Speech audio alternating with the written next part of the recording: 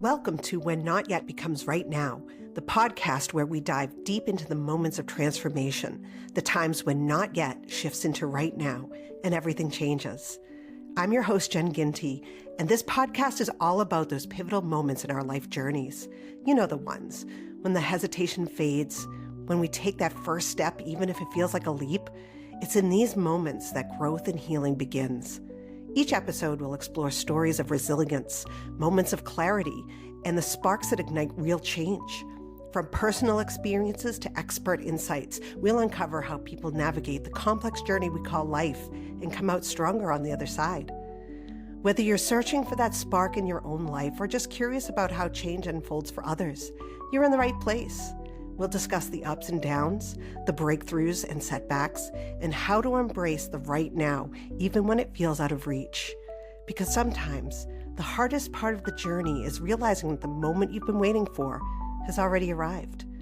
So take a deep breath, settle in, and let's get started.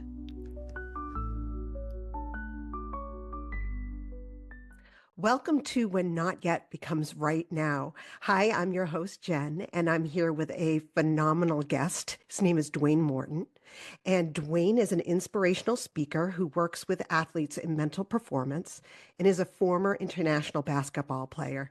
Last March, Dwayne discovered that he was misdiagnosed with a rare blood cancer for 18 years. In 2022, he was caught in the crossfire of a police shooting as a bystander. He has overcome both obstacles while maintaining his integrity, authenticity, and most importantly, his faith. Welcome, Dwayne. Thanks for having me, Jen, and thanks for your listeners for giving us a platform. Yeah, absolutely. Let's get into it. Tell us your origin story. Origin story. So for me is I grew up in a small rural town in Western Kentucky. And so it's amazing because like my aunt and my mother always told me I was special. And as you go through life, you know, those knocks that little kids take, you know, you lose part of that special part. And so I feel like if I would have listened, I'd been way more special. But like my aunt used to curl my front of my hair, like you went to the S, like the Superman S, and you know, always told me stories about Luke Skywalker and Superman, and so I think that's really important because it also gives us a chance to really talk about hero's journey too, part of it. And so life wasn't always easy in this small rural town. There was times where your light would always get dimmed, and there was times that your light would, you know, shine, and then it would be like, oh no, dim it. And so for me, I really big into athletics. And so my origin story, actually, that's really where my mindset and all that stuff started and gave me a platform to grow, but really grow into the type of identity that I am now.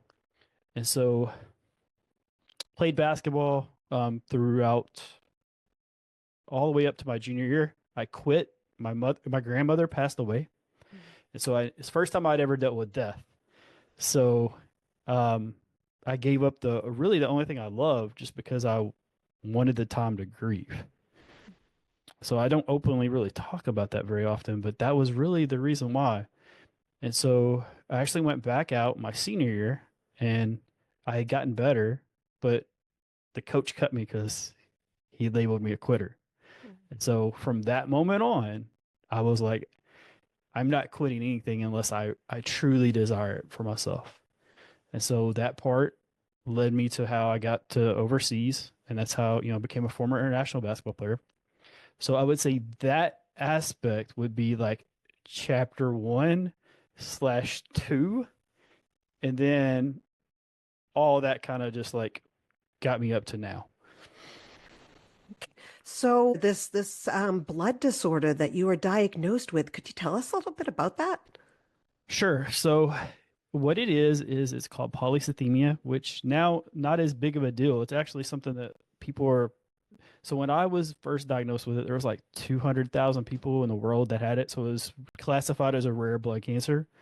So it was a blood disease that turned into a blood cancer. Also, I was given 5 years. Like it wasn't until I talked to my brother last week that he like reminded me because he remembered the conversation with the doctor and was like, he has about 5 years. And I talked to another physician and he said it's probably about 15. So through that, diagnosis is really difficult because it's like it's like a prison sentence. And so, because then you identify with whatever you got diagnosed with. And so I think for me, in my mindset, I tried to overcome it for 4 to 5 years, off and on, more on. But I would try different things in my diet, different things that were like, hey, can I? So to explain that what polycythemia is it's too much iron. And so the best way to explain this is like if I have a river and I have different ships or barges that are flowing down the river, if you put two or three, that's the normal amount. But mine was like 10 wide. And so it just jammed up. So my body was greatly deprived of oxygen. And so the symptoms of this are similar to sleep apnea, which that is what I got diagnosed with in April is severe sleep apnea. So I could have had this all fixed within probably a month time. And so that's the other thing is like in some aspects I feel like I was robbed and they thieved me a time, right? But I also I believe in grace. I really do. I believe that like I should practice grace even in times that I don't want to give grace because I want the same aspect of other people to do the same thing for me, right? So I truly believe in the golden rule. And so, I'm not upset at the doctors. The doctors, I don't believe they really were trying to do harm to me or, to steal time or anything like that. And so I really wanted to let people know like things happen for reasons. And I'm not a person who believes in like coincidences or like I went through this for a purpose. And so I think it was to make me have a bigger purpose. And so I think I answered that pretty well about the blood cancer, but I will tell you one of the stories that happened when I was overseas actually is the reason why I accepted that like I did because I ran into a little boy who was about 5 years old. And so he was starving. I didn't know that at the time. And so um, there was a thing where the community gives us food. We take the food because like we were looked at as different symbols of this basketball team coming to these cities. And so it's kind of like if the Beatles rode up to different cities in the 60s, like basketball. And when I played, it was 1996. So really the global expansion of basketball allowed me to do this. And so they really looked at us as like we were the Chicago Bulls, which is one of the most popular teams at that time. And so people would come from all over to watch us. And so they would always feed us and always give us their best. Well, I'll be honest, like what they were offering for me to eat, I wasn't going to eat. I just like I have a very picky uh I'm a very picky eater. So it looked more like pig slop and I was just like, hey, I'm not going to eat this, like I'm good. So I pushed my plate up and a little boy came by and he asked like, through my interpreter if he could have the food and my interpreter gave it to him and like said he could, after I okayed it and he grabbed the plate and he just started shoveling it in like he hadn't seen food. So it was a very humbling moment for me because I've never had to worry about those three things, the three essential things. I've never had to worry about food, water, or shelter. And so for me, it was a very eye-opening experience. And so when I got diagnosed, and also when I talk about the shooting part, I I don't believe it was through guilt, but I can't tell you if it is or it isn't right now. I don't feel like it was, but some people will interpret it the way they want. But I always look at it as like other people have it worse. And so for me, it was easier to push through than to me being like, oh, why me? And so because honestly, as you know,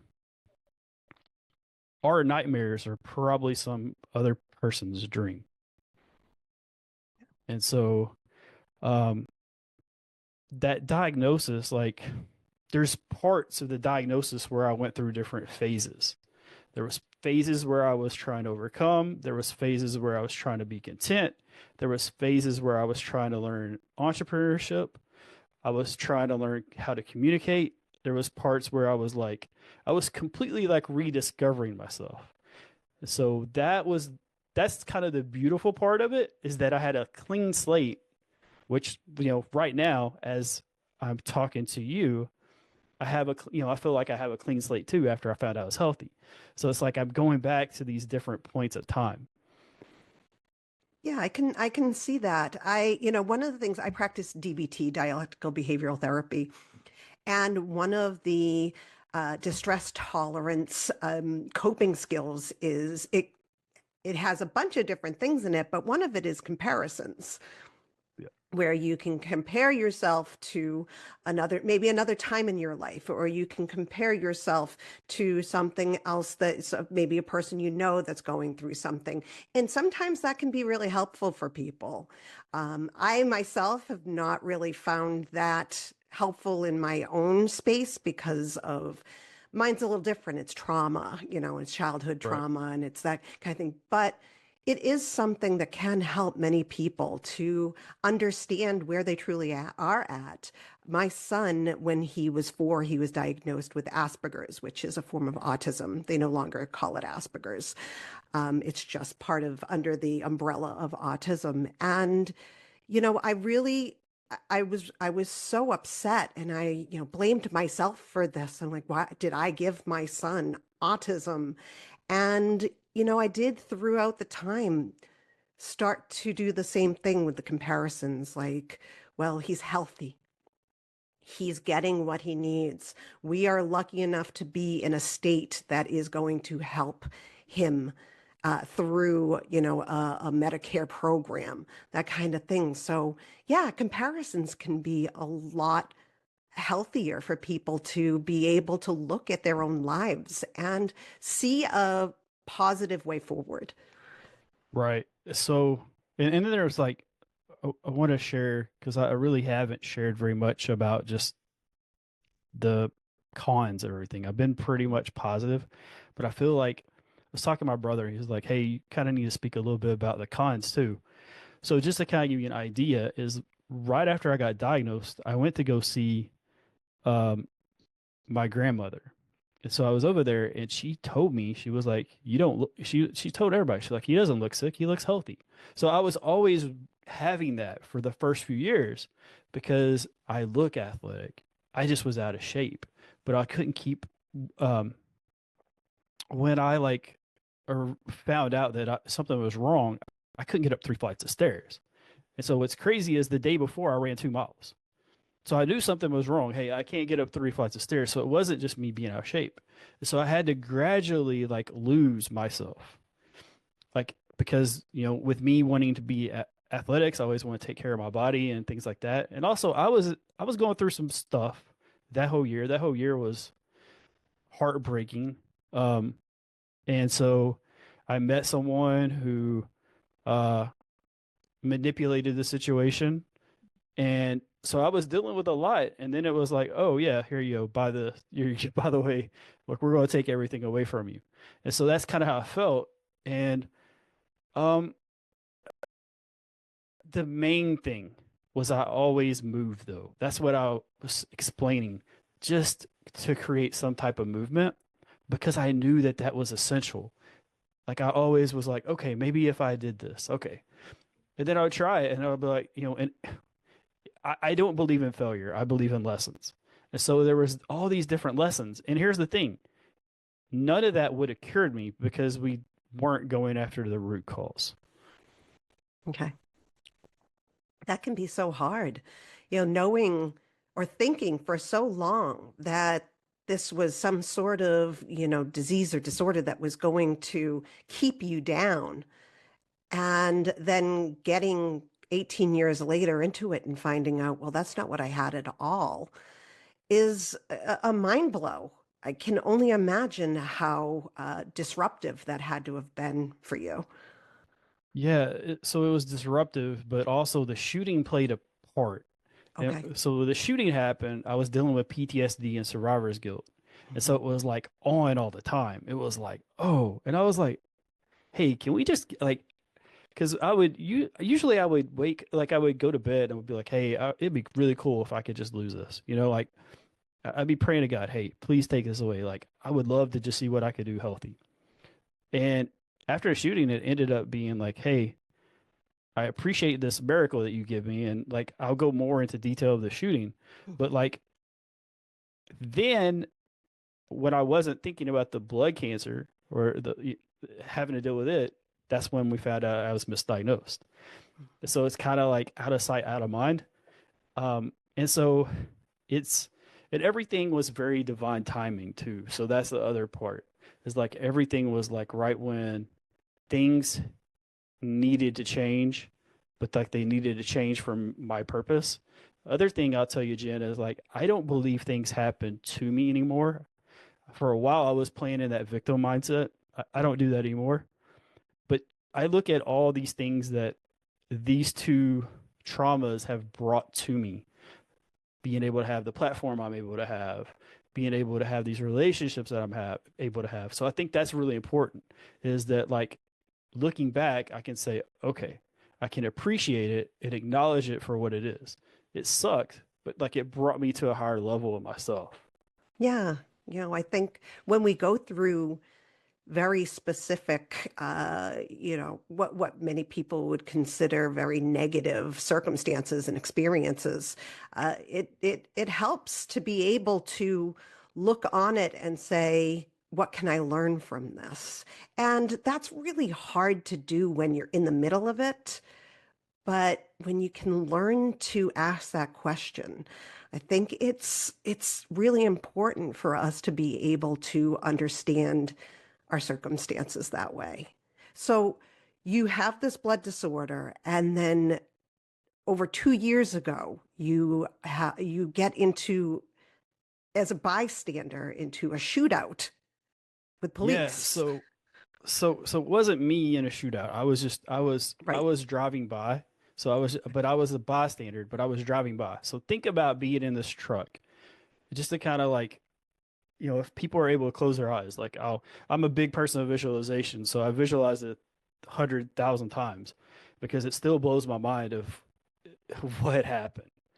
So if you close your mind, you close your eyes and just visualize it. I had my 3-year-old niece in the back seat. Mm. That's the other part of this. So this story also has a part with like I'm the protector, right? Yeah. Someone actually um, put me into um, gave me the responsibility of some of a small child, and so for me also the blood cancer. I'll share this real quick, and I'll get into the visualization. Is like I decided not to have a wife or kids. Like so at 29, I was like, hey, I don't want anyone to carry my burden, so I want to like kind of make sure everyone understands like so my niece is like my everything. My older niece is my everything too. So like I have two wonderful nieces. So I have the little one. We're going to get ice cream.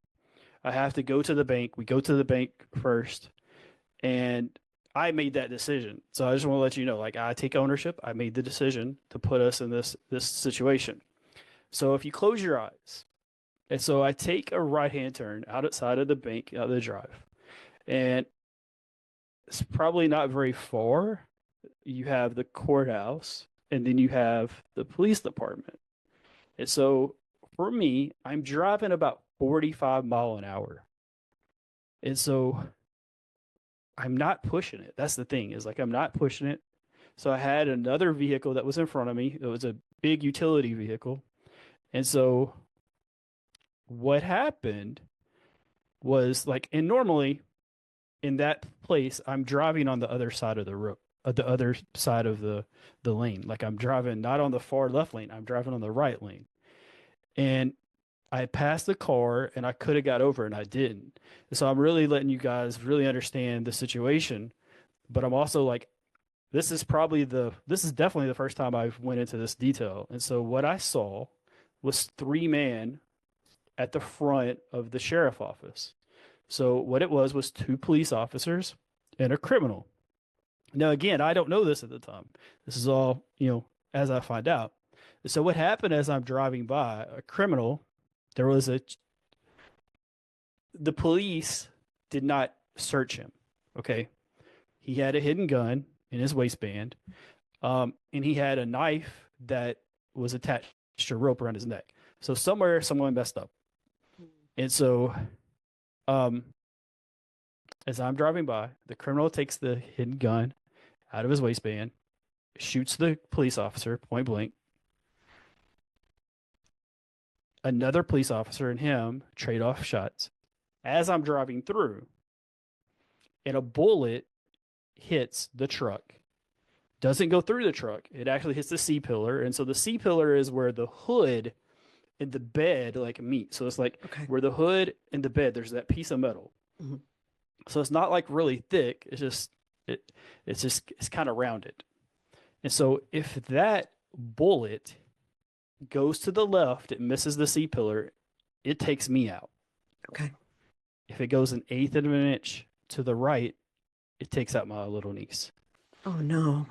And so I want you to think of these odds of this miraculous thing. And so for me, when I look back, I look at it as the best case scenario happened.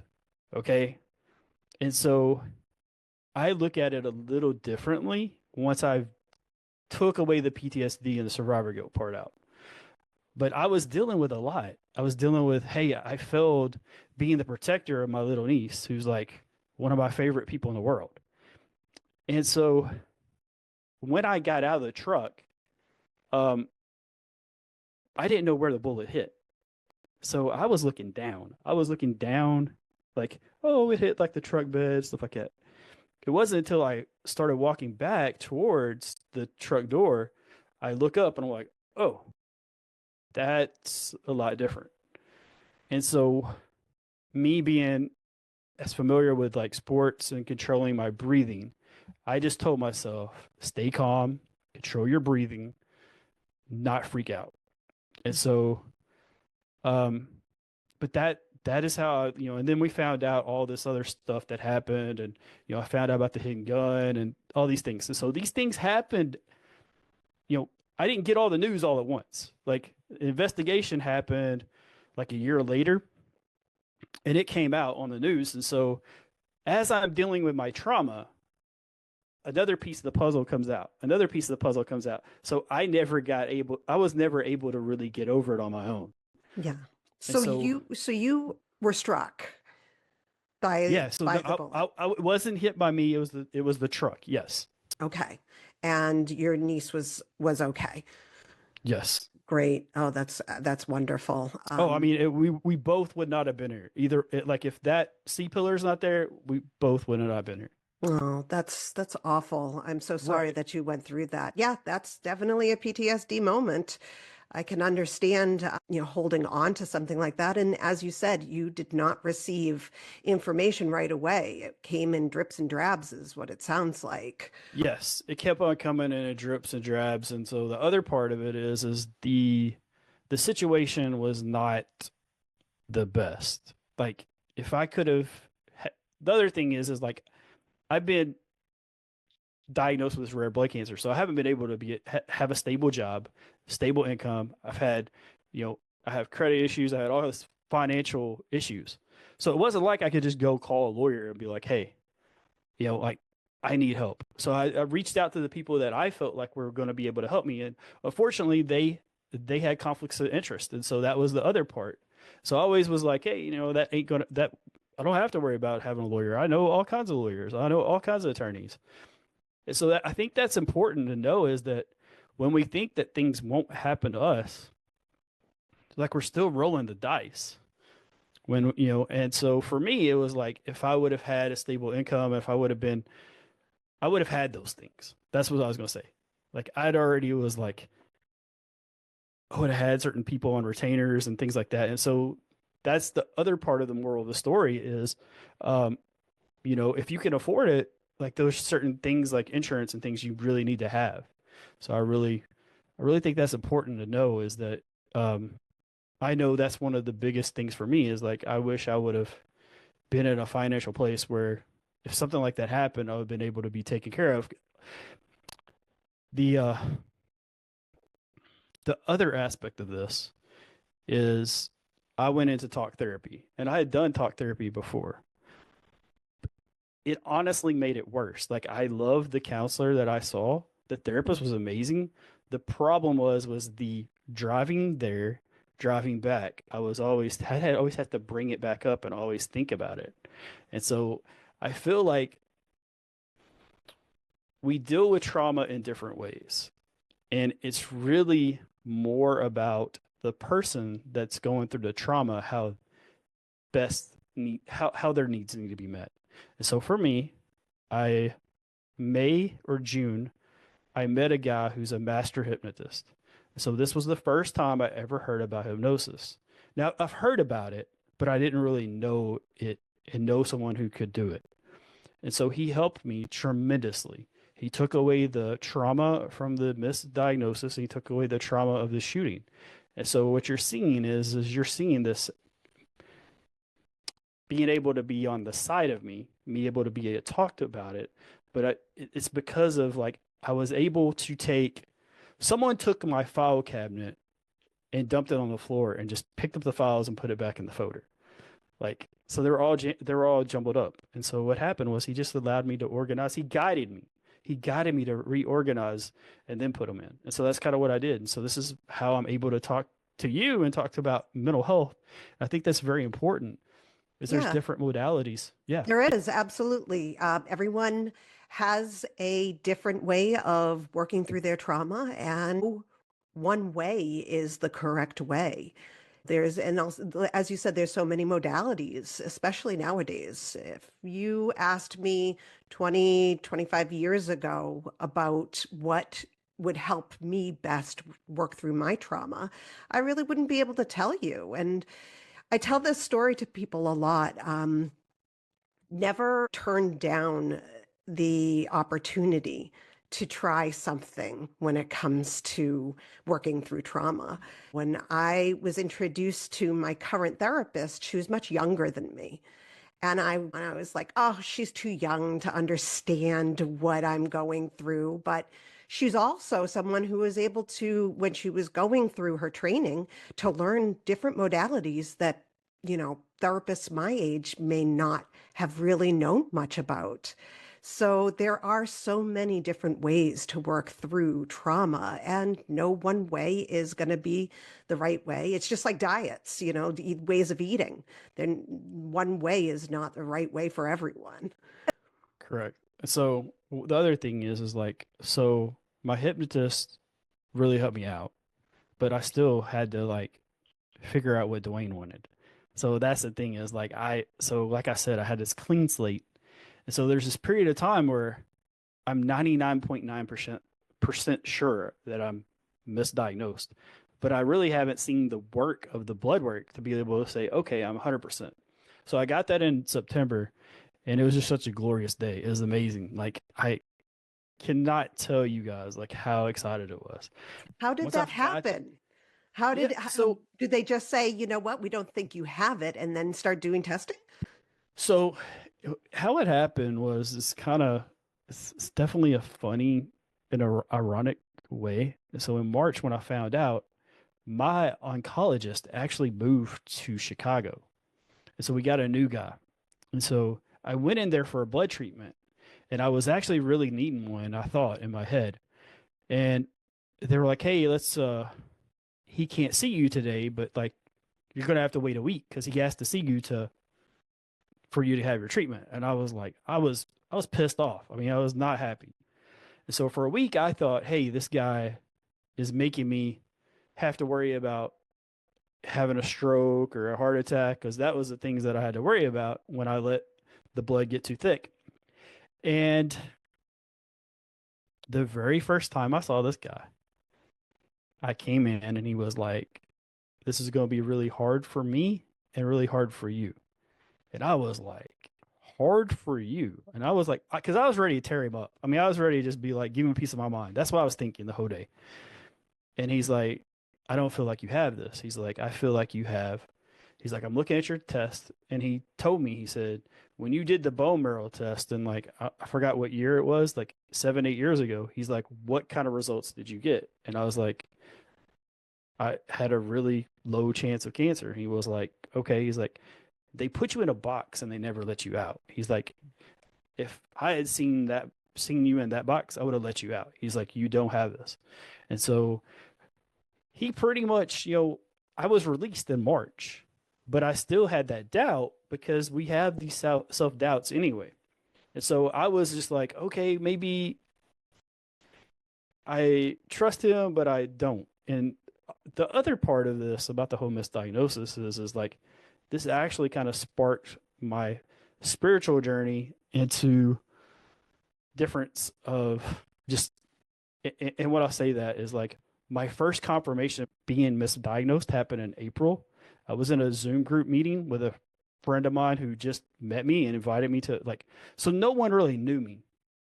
I wanted to really make sure that everybody understands. Like, I did not know, I knew the host, but it was like for 2 days. And I had never mentioned about me any of the stuff I really been dealing with. And so she mentioned about this program, and I don't really recall how it was, but she was like, I'm going to do something next week. And I was like, hey, I'm kind of dealing with something right now. And I hear someone come over the thing. He says, my guides are telling me to tell you you've been misdiagnosed. So this is not something I put on social media. There's no like 5 to 10 people probably knew about it. Mm-hmm. This is what I was dealing with. And so that kind of kicked off my spiritual journey in a different aspect of like, okay, how do I understand? Like, and then he said, I mentioned something about the shooting, and he said, he's like, you saw bright lights that day, like a bright white light. And I was like, yeah, I did. And I've never told anybody because I didn't want to sound crazy. And so I'm telling your listeners this because like sometimes things happen and they're unexplained. They're just miracles. Yeah, the universe, I believe the universe sends us signs, and it does put us along a path. But yeah, that's incredible that they were able to pull those two things out, just these messages just for you. Right. And so, and like I said, I didn't know him. He didn't know the story, none of that. So it was really, really amazing. So it gave me a chance to really check out my spirit. Like it was just a different way of like checking my spiritual journey. And so, in September, when I found out, you asked, like I learned through an app. Like I found out like my blood test, and I was like, oh, I was like, these blood tests, like my blood went down. My blood has never went down. So I was like, okay. So that's how I knew that like something, like everything was going on the right track. And as I was talking about the spiritual journey, I started meeting healers and doctors or natural doctors. I know we can't say that in America. So like, but that's what it is overseas, and so I met all these people, and when I was a young kid, I wanted to be a doctor. Whenever we played things with like Native Americans and stuff, I always like wanted to be the healer or the leader. And so that's where I've like really was able to I was really able to be like, oh, it's kind of funny because I always talk about those 1 to 8 years, how they have such a big impact.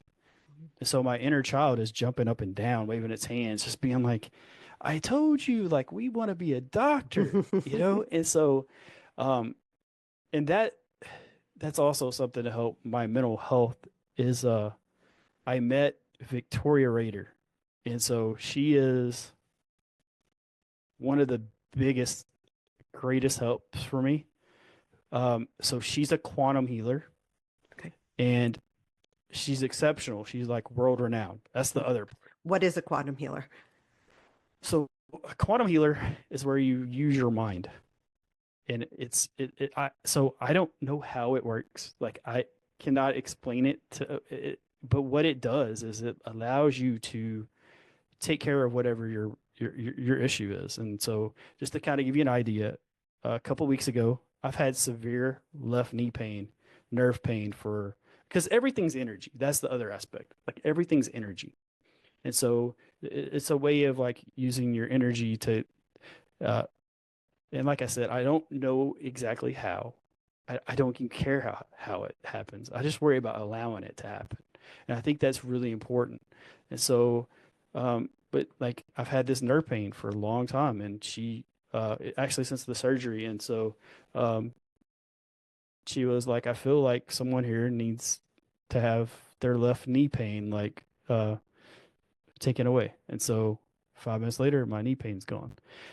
But like, so I've read books on these things, and so like I've looked into like Dr. Joe Vitale and like all these other people, and like she knows them, like they see her as a peer. So um, it's been an amazing journey with just that part. I just wanted to share that like as I'm going through this, I might not be able to explain it in the science part, but what I'm able to explain it to you is like I allowed it to happen.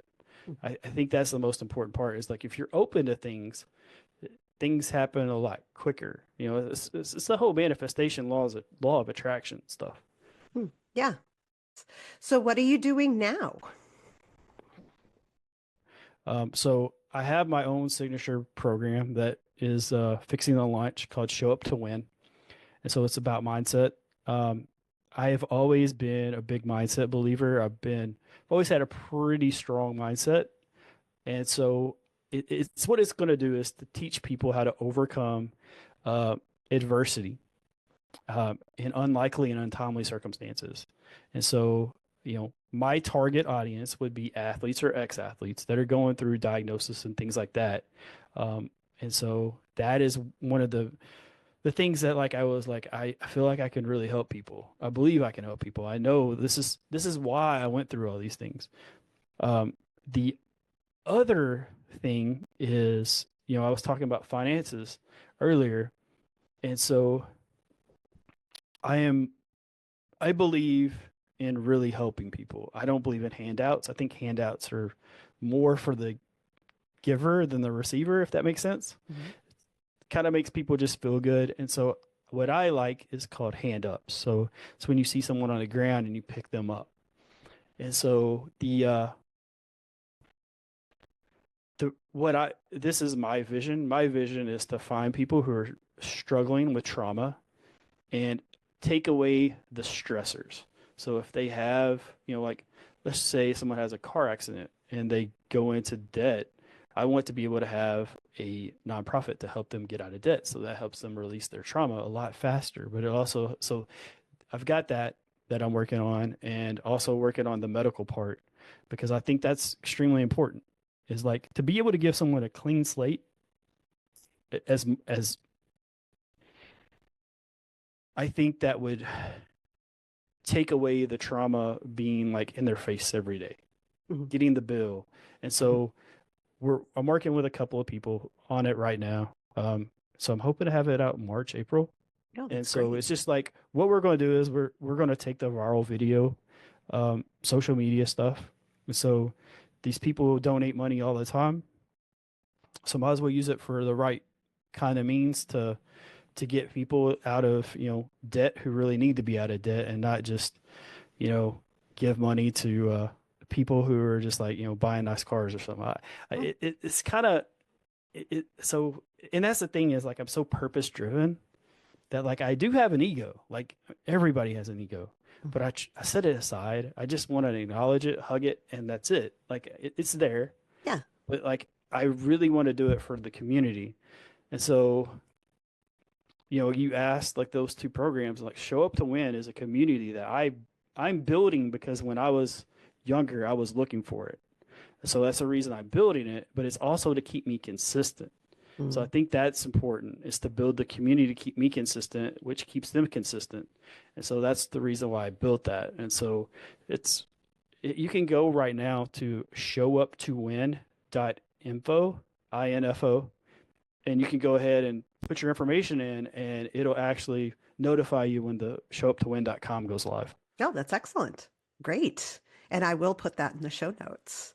Is Okay. there, well, thank Thanks. you so much for coming on and telling your story.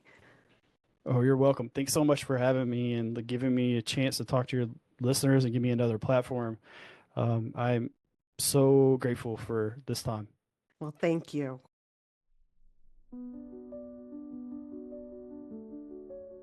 Dwayne has been through a lot in his life: medical trauma and PTSD from a near miss during a shooting. All difficult situations that he pushed through and has been able to live on the other side of the pain. I look forward to seeing Dwayne grow his community while helping others to heal.